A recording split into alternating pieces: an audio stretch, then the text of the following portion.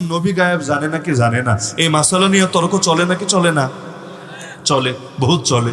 হয়তো অনেকের এখনো টেম্পারেচার হট হতে শুরু করেছে যে কি জানি হুজুর বলবে, আগ থেকে সাবধান হয়ে যায়।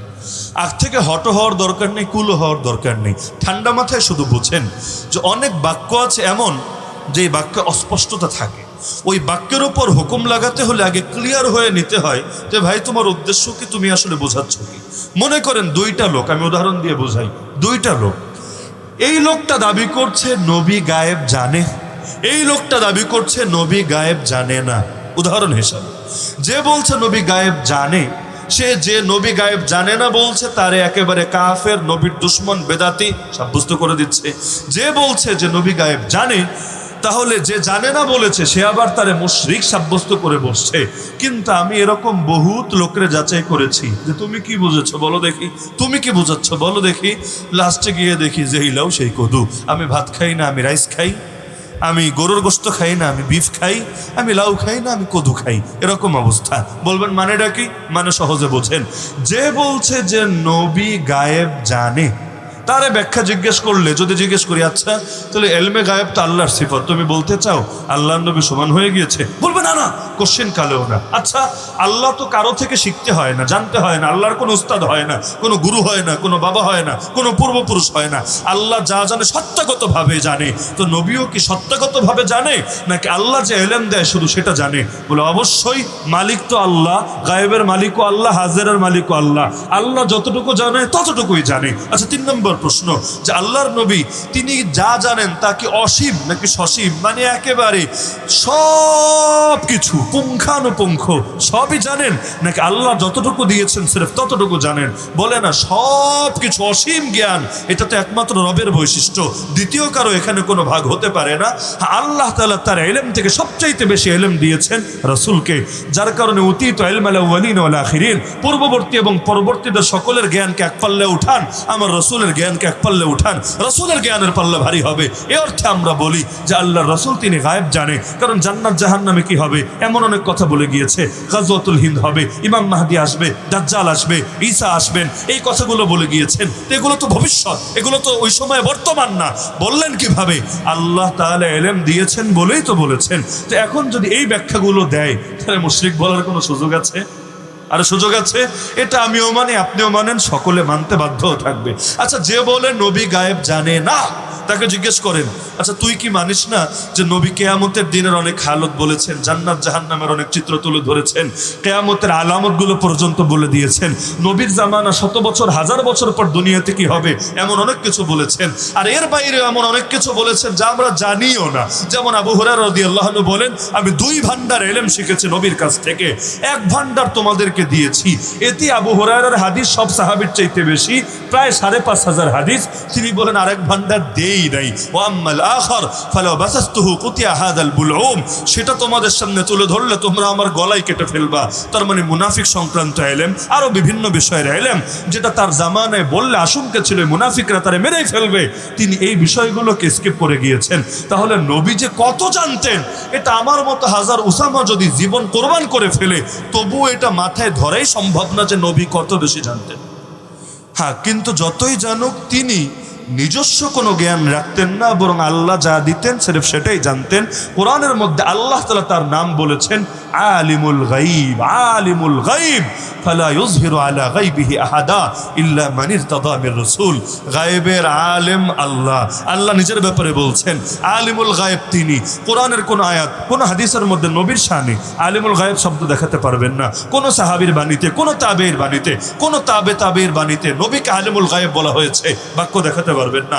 আমাদের আকীদার কোন কিতাব যেগুলো 1000 বছর আগে লেখা হয়েছে, ইমাম আবু হানিফার কিতাব, ইমাম শাফিঈর কিতাব, ইমাম মাতুরিদির কিতাবুত তাওহীদ, ইমাম আবুল হাসান আশআরী আল ইবানা, কোন জায়গার মধ্যে বা তাওয়িলাত আহলুস সুন্নাহ ওয়াল জামাআহ, তো কোন কিতাবের মধ্যে দেখাতে পারবেন না যেখানে রাসূলের শানে আলিমুল গায়ব শব্দ ব্যবহার করা হয়েছে।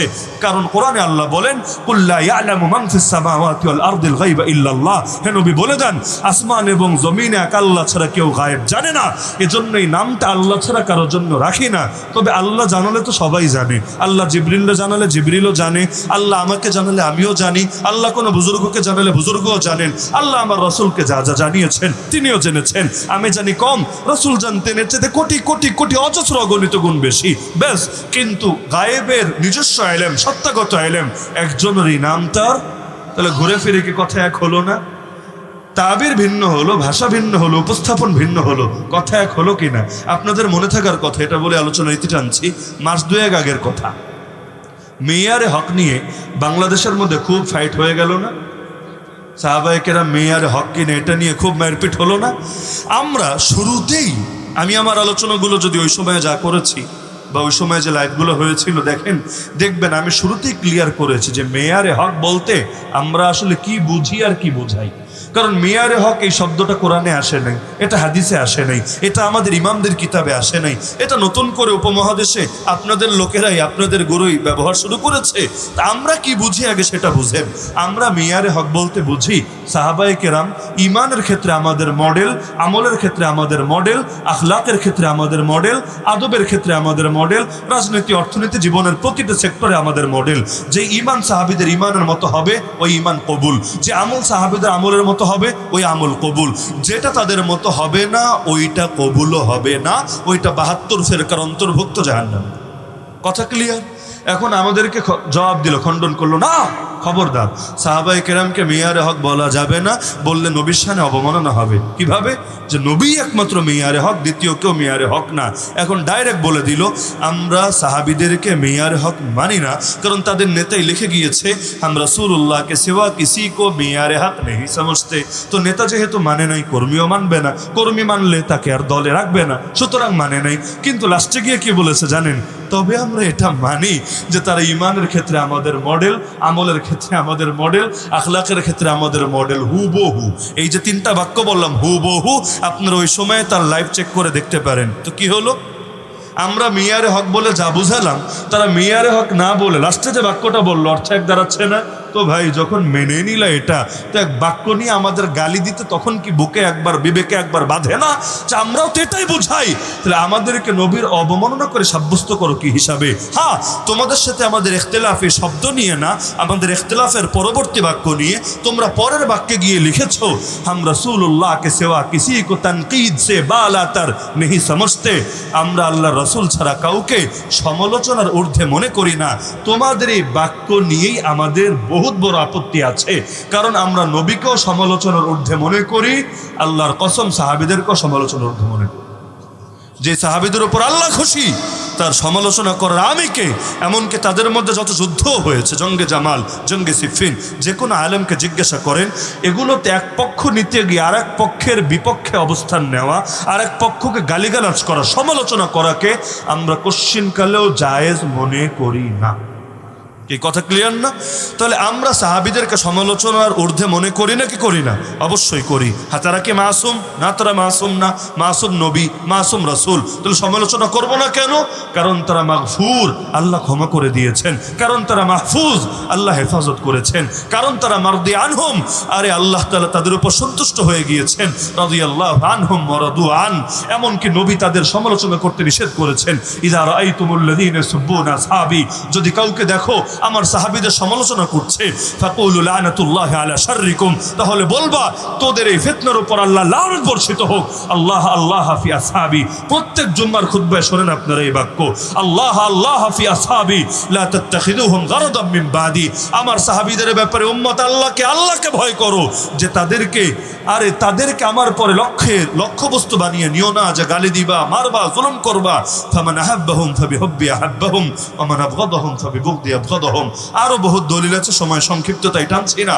তো আমরা এটা মনে করি নবীর সাহাবীরা আমাদের 2 পয়সার মানুষের সমালোচনার যোগ্য না, তারা আমাদের সমালোচনার ঊর্ধ্বে, তাদের বিষয় আল্লাহ তাআলার হাওয়ালা। এখন কেউ যদি মনে করে তারা সমালোচনার যোগ্য, অবশ্যই তারা আহলে সুন্নাত ওয়াল জামাত না।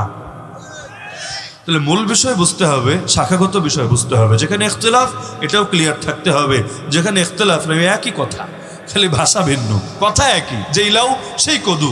তাহলে এখানে হুদাই মারামারি করে কোনো লাভ নাই। অনেক মারামারি বাংলাদেশে এমন চলে, এরাও যা বোঝে এরাও তা বোঝে, কিন্তু হুদাই মাথা আগ থেকেই হট করে রেখেছে, কথা শুনতেই রাজি না, শুনতেই রাজি না, আগেই ধরে মারপিট লাগায়।